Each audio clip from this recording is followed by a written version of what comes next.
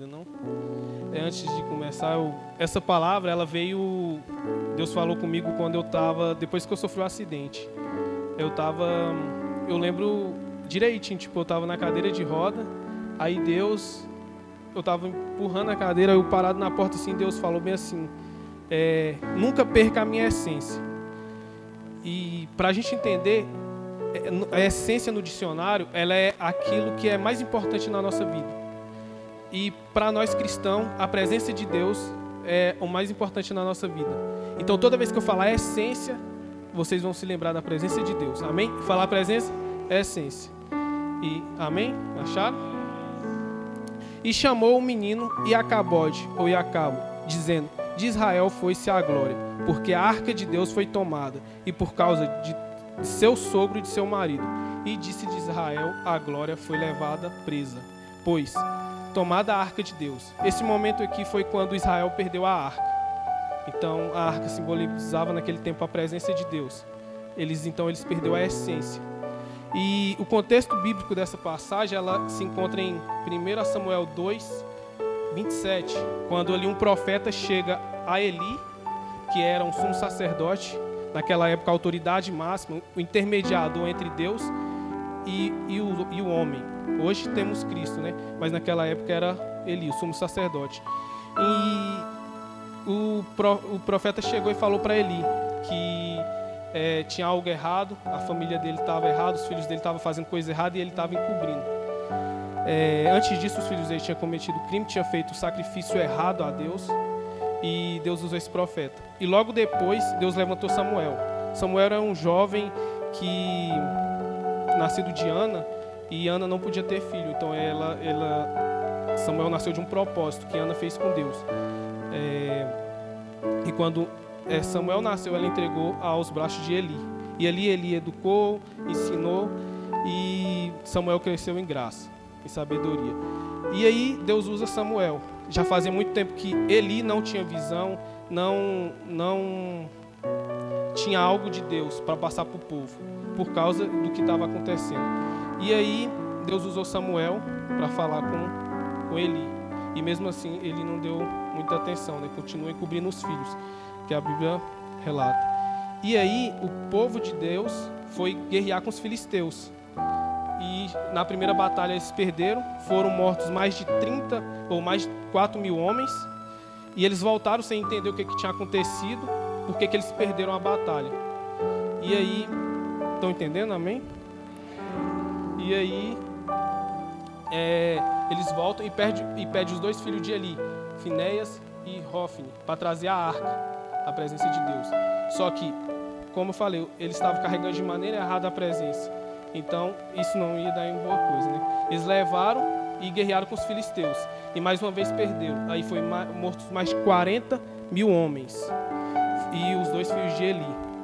E eles levaram a arca nesse momento. E aí sobrou um sobrevivente, com o nome de Benjamim. E ele veio, avisou a galera lá de... Gente, falar igual o jovem, tá? A galera lá o Eli, avisou Eli lá, ele assustou e caiu da cadeira e morreu. E aí foi esse momento que aí a esposa de Finéias estava grávida e ela deu luz, um susto lá, um menino nasceu. E aí chamou o menino de Iacabode. Foi-se a glória de Israel. Foi-se a glória. Perdeu a essência. E o que Deus tocou no meu coração foi justamente isso. O que nos leva a perder a essência. Estão entendendo aí atrás? Amém? O que nos leva a perder a essência.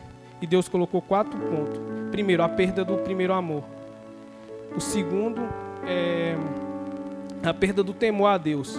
E o terceiro é a perda... a cegueira espiritual.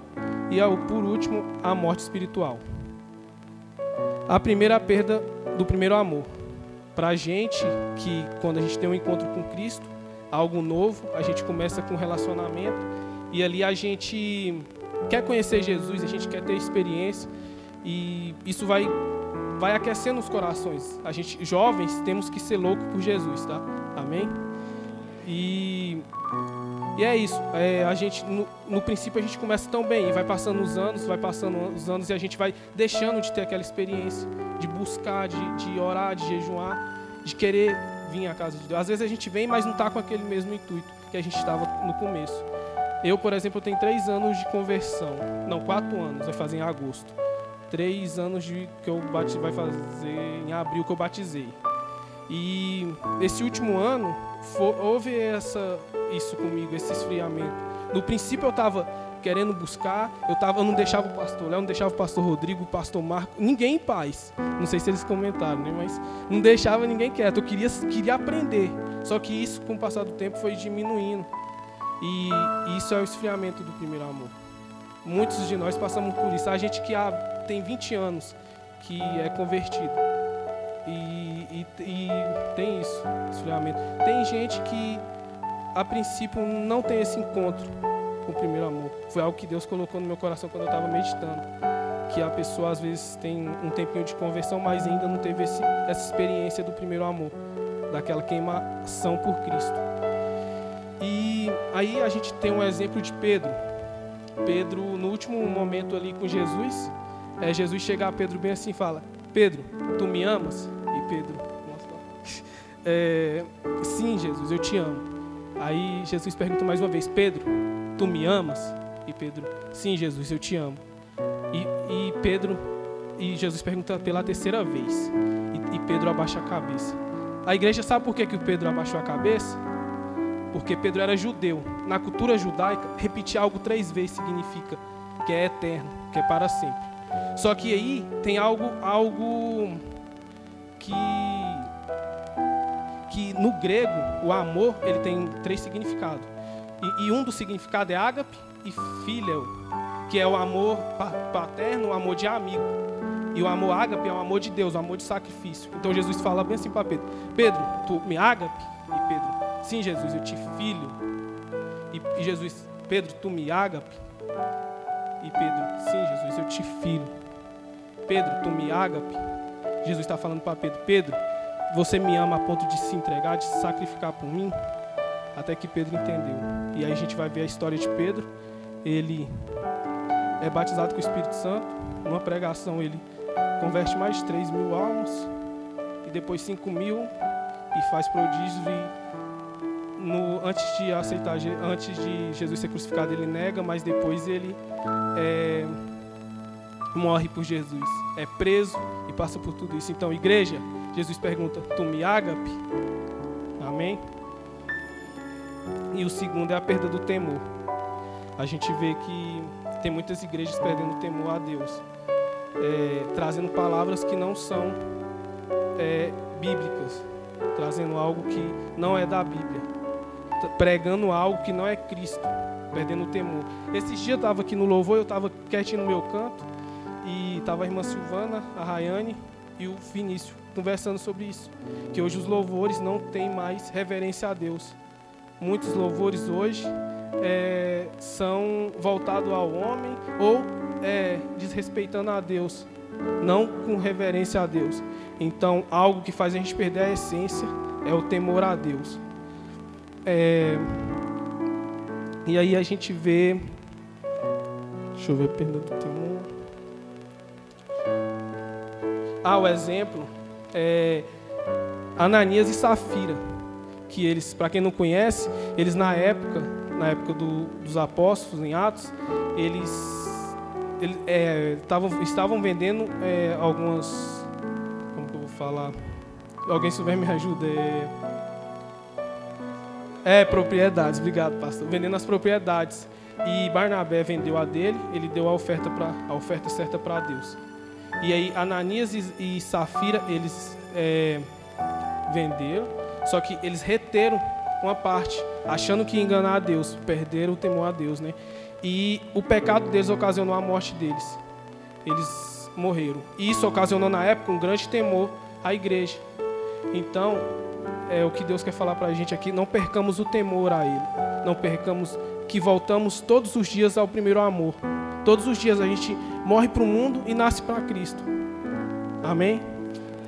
E a outra é a cegueira espiritual. O outro ponto. um exemplo que a gente tem é a igreja de Laodiceia. Em Apocalipse 3, 14 ao 18. Aos anjos da igreja, a igreja em Laodiceia, eu escrevo: estas são as palavras do Amém, a testemunha fiel e verdadeira, o soberano da criação de Deus, conhecendo suas obras. Sei que não é frio nem quente, melhor que seria frio ou quente.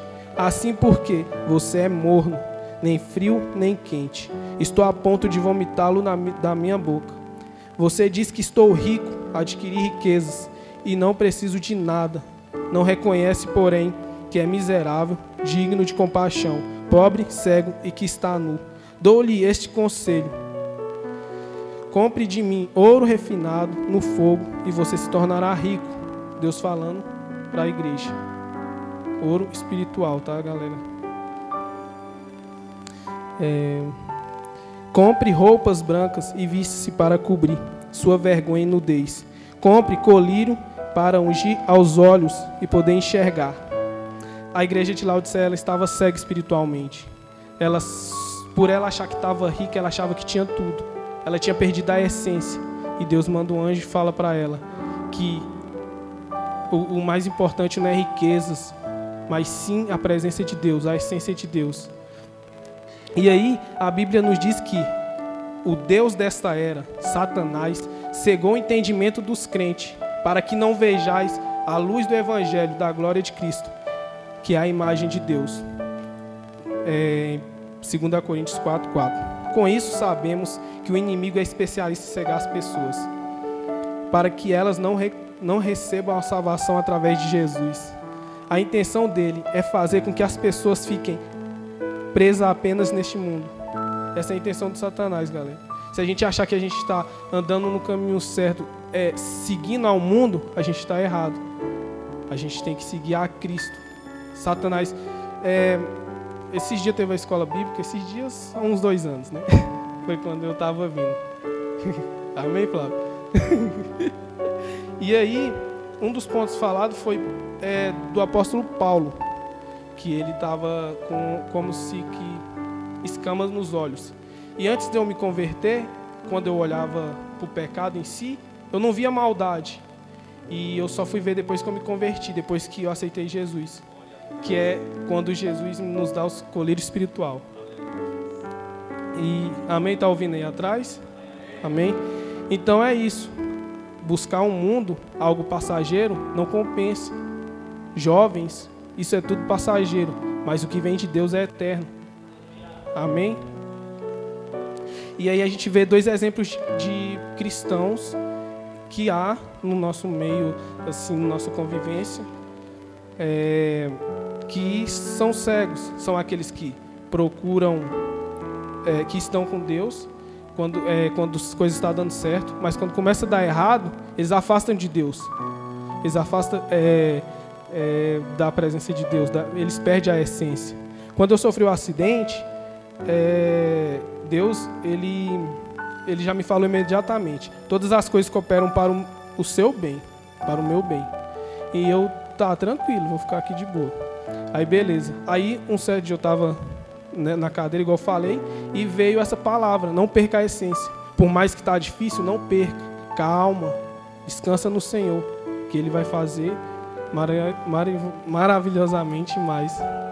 Amém? E o outro é o que procura riquezas, que era o caso do anjo, ou no caso da igreja de Laodiceia.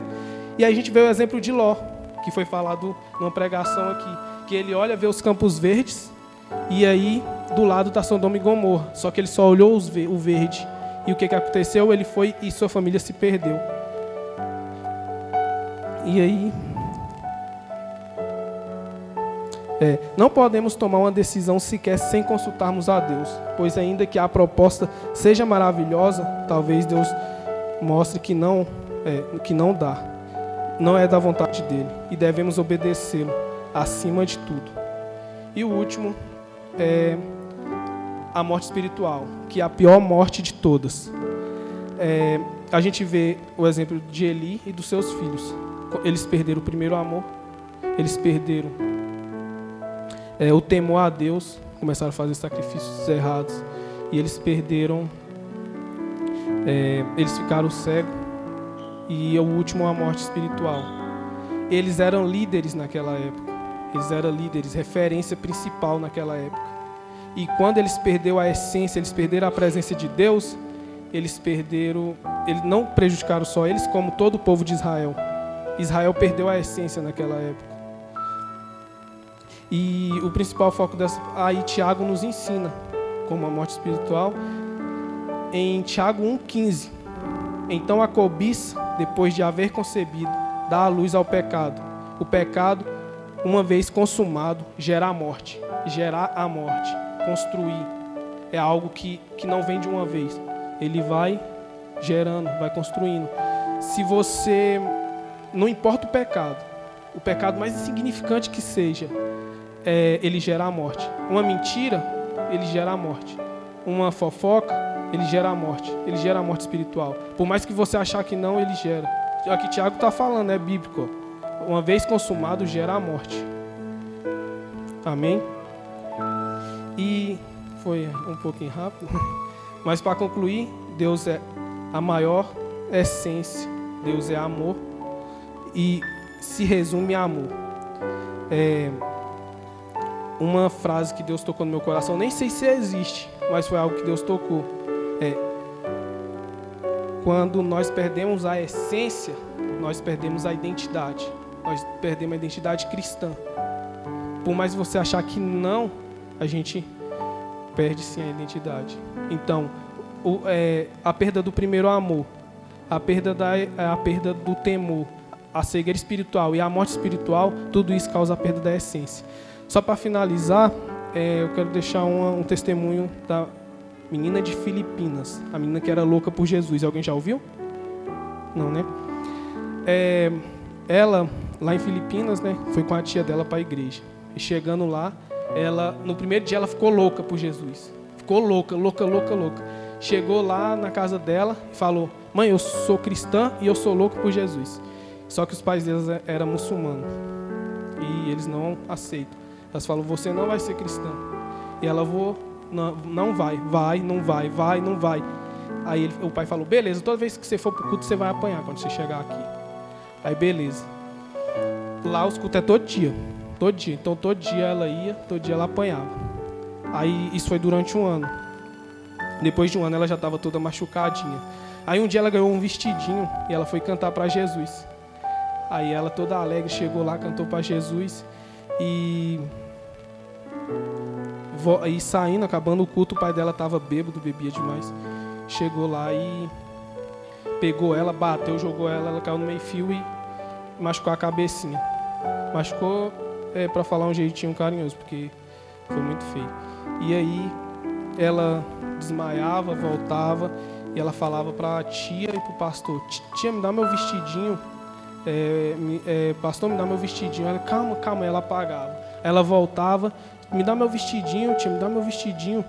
Aí ela apagou de novo e ela falou: tia, me dá meu vestidinho rápido, Jesus está ali me esperando, eu quero meu vestidinho. E aí o pastor: não, filha, calma, antes de você ir, para que você quer esse vestidinho? É para me mostrar para Jesus que da mesma forma que ele sangrou por mim, eu também tive coragem de sangrar por ele. Amém? E aqui eu encerro.